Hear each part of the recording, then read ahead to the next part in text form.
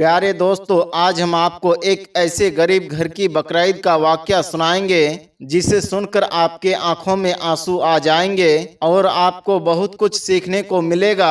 बकरीद वाले दिन एक गरीब घर का क्या हाल हुआ, आगे हम आपको वीडियो में बताएंगे। लेकिन उससे पहले अगर आपने इस वीडियो को लाइक नहीं किया है तो इस वीडियो को लाइक करें और हमारे चैनल को सब्सक्राइब करें। तो चलिए बिना वक्त खराब किए वीडियो को शुरू करते हैं। दोस्तों, आज का ये वाकया अब्दुल भाई और उनकी 8 साल की बेटी जोया का है। बकरीद वाले दिन सुबह का वक्त था।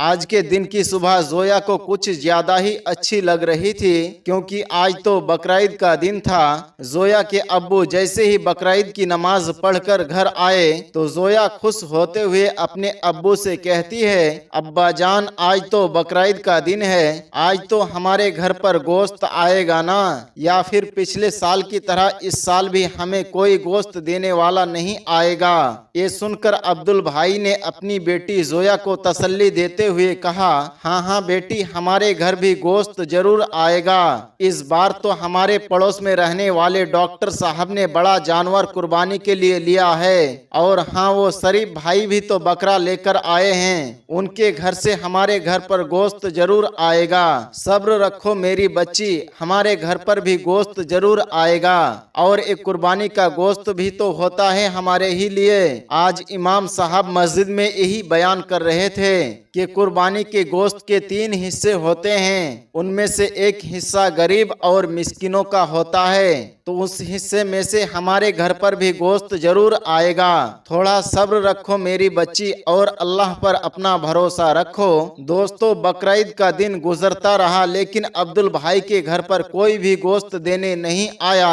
जोया ने फिर अपने अब्बू से कहा, अब्बा जान, 12 बज गए हैं लेकिन अभी तक कोई भी हमारे घर पर गोश्त देने नहीं आया है। अब्दुल भाई ने फिर अपनी बेटी से कहा कि मेरी बच्ची जरा सब्र रखो, अभी तो हमारे पड़ोसियों ने जानवर को ज़िबा किया होगा, अभी तो वो गोश्त बना रहे होंगे, जब वो अपने काम से फारिग हो जाएंगे तो हमारे घर पर गोश्त जरूर भेजेंगे।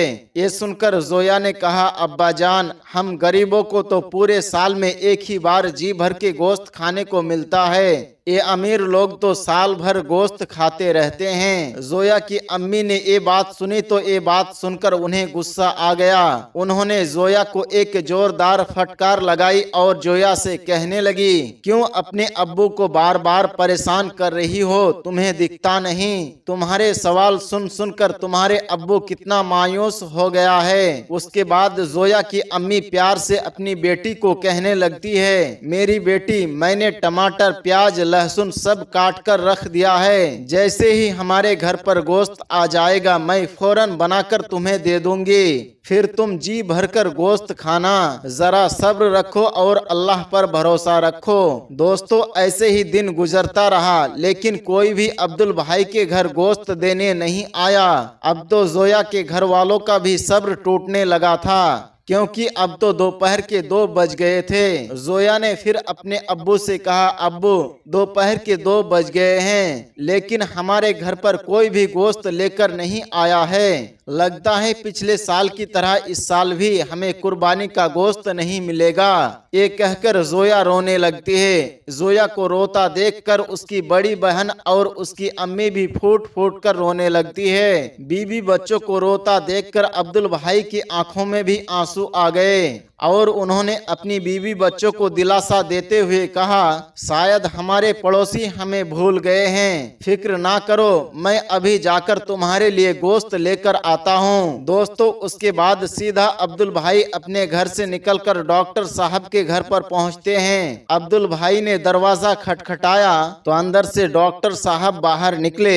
अब्दुल भाई कहने लगे, डॉक्टर साहब, मैं आपका पड़ोसी हूँ, आपके यहाँ पर कुर्बानी हुई है, क्या मुझे भी थोड़ा सा कुर्बानी का गोश्त मिल सकता है? ये सुनकर डॉक्टर साहब को बहुत गुस्सा आया और वो झूठ बोलते हुए कहने लगे, हमने तो सारा गोश्त बांट दिया है, बस थोड़ा सा ही गोश्त अपने घर के लिए रखा हुआ है। ये कहते हुए डॉक्टर साहब ने अपना दरवाजा बंद कर लिया। और अपने घर के अंदर चले गए। ये सुनकर अब्दुल भाई मायूस हो जाते हैं और धीमे धीमे कदमों से अपने घर के तरफ वापस आने लगते हैं। रास्ते में मास्टर जी का घर आता है। अब्दुल भाई सोचता है चलो मास्टर जी से पता करे, शायद थोड़ा सा गोश्त मिल जाए। ये सोचते हुए अब्दुल भाई मास्टर जी के दरवाजे पर पहुंच जाते हैं। दरवाजा खटखटाते हैं तो ये सुनकर मास्टर जी बाहर आते हैं। मास्टर जी को देखकर अब्दुल भाई कहते हैं मास्टर जी आपके घर पर कुर्बानी हुई है, क्या मुझे भी थोड़ा सा कुर्बानी का गोश्त मिल सकता है? ये सुनकर मास्टर जी ने बड़ी बड़ी आंखें बनाई और कहा रुको मैं अंदर पता करके आता हूँ। उसके बाद मास्टर जी अंदर गए और थोड़ी देर के बाद एक थैली लेकर बाहर निकले। उन्होंने अब्दुल भाई के हाथ में वो थैली दे दिए और इस तरह से दरवाजा बंद करके अंदर गए जैसे कोई बम फेंक कर गए हों। खैर हाथ में थैली पाकर अब्दुल भाई बड़ा खुश हुए और खुशी खुशी अपने घर के तरफ जाने लगे। अब्दुल भाई के हाथ में गोश्त की थैली देखकर उनके घर वाले भी बड़ा खुश हुए।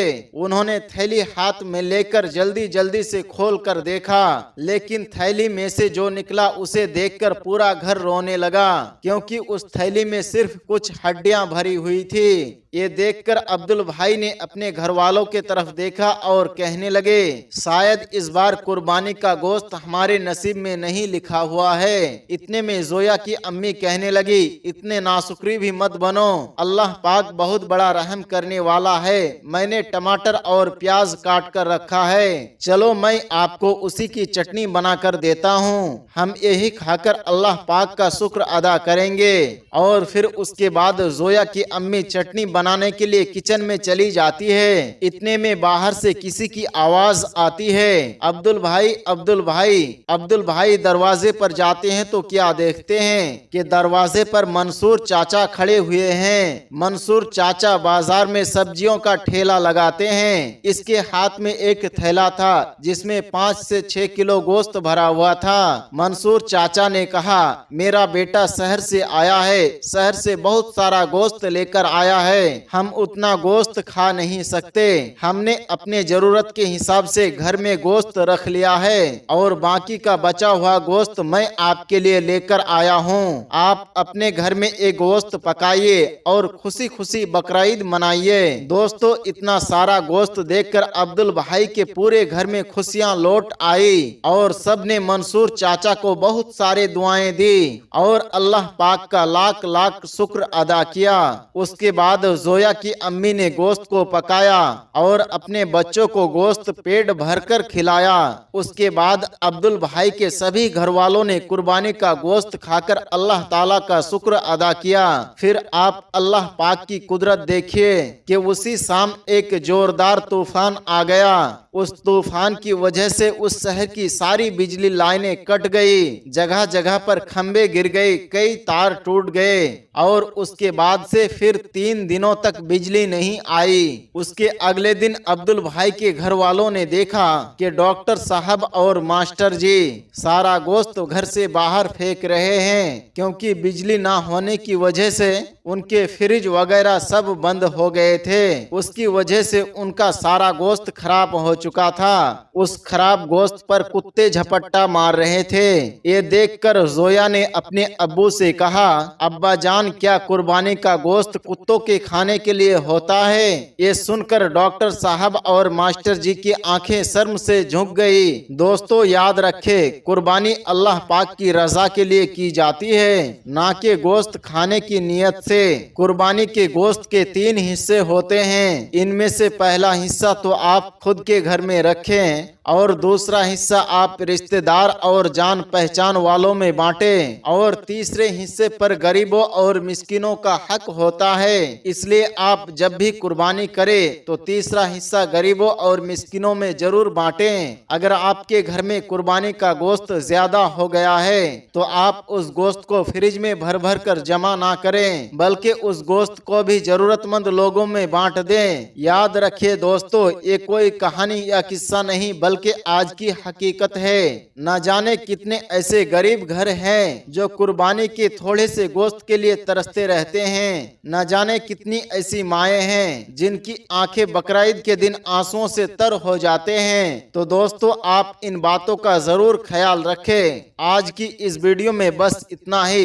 इस वीडियो के बारे में आपका क्या राय है, कमेंट बॉक्स में जाकर जरूर बताएं। मिलते हैं एक नए वीडियो के साथ, तब तक के लिए हमें इजाज़त दें। अस्सलाम वालेकुम व रहमतुल्लाह।